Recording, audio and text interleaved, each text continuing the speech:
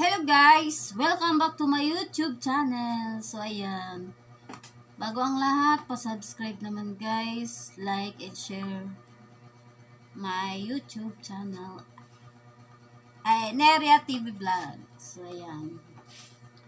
So ang i-share ko sa inyo ay bakit ako na-debit sa ATM machine guys. So, madalas nangyayari talaga to. Kasi nangyari na rin to sa akin sa yung Globe e-wallet pa ako. Pero bumalik yun dati. Bumalik siya agad sa aking account. Eto ngayon guys. Nag-withdraw ako sa aking Paymaya sa ATM machine. So, yung ATM machine guys, ang tagal nag-process yung aking ATM sa loob. Ang tagal lumabas. Tapos, naging successful siya sa pag-withdraw. Kasi nag-text sa akin ang Maya. So, ngayon, chinek ko yung aking e-wallet sa aking cellphone. Wala na siyang laman. So, ibig sabihin, na-debit tayo guys. Na-debit ako. So, anong dapat nating gawin guys pag ganun ang nangyari? Magtanong kayo doon kung saan nakarelocate yung inyong ATM machine. Kung hindi kayo, halimbawa, di ba, like Alphamart. Di ba may mga ATM machine yan sa labas?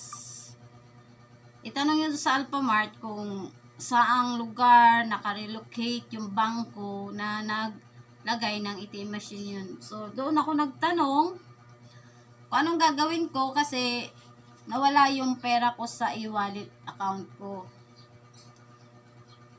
So, tinuro niya ako sa manggahan. Kaya doon ako pumunta. Nag-report agad ako doon. After 2 hours. After 2 hours kasi hindi na. Kasi sabi, antayin ko raw baka bumalik yung aking pera sa e-wallet. Pero 2 hours na, hindi pa bumabalik. Tapos, kaya ang ginawa ko guys, nagmadali ako pumunta sa manggahan kahit na ulan. So, ayan. Pina-check ko naman doon sa, kaya lang, 3 days to 5 days pa raw. Kasi nataon pa na Sabado, Linggo, bukas. Kaya hindi agad mapaprocess. Kaya siguro 5 days, abuti ng 5 days. Nag-withdraw nga ako para may pambayad sa bahay. Ang nangyari, na-debit naman ako guys. Lupit no? So, ayun. Abala talaga. Mabuti na lang, inabunuhan ng anak ko yung pambayad ko sa bahay. Ayun. Pagkatapos nyo mag-report sa bangko, i-report nyo rin yung e-wallet. Mag-report din kayo sa e-wallet na hindi nyo na-withdraw yung pera nyo. Yun. Mag-email lang kayo doon guys. Pindutin nyo yung, di ba may resibo silang nilalabas doon sa notification nila. Pindutin, i-click mo yung report doon. Sa Maya kasi meron kang makikita report. So, yun lang, click ko, tapos email.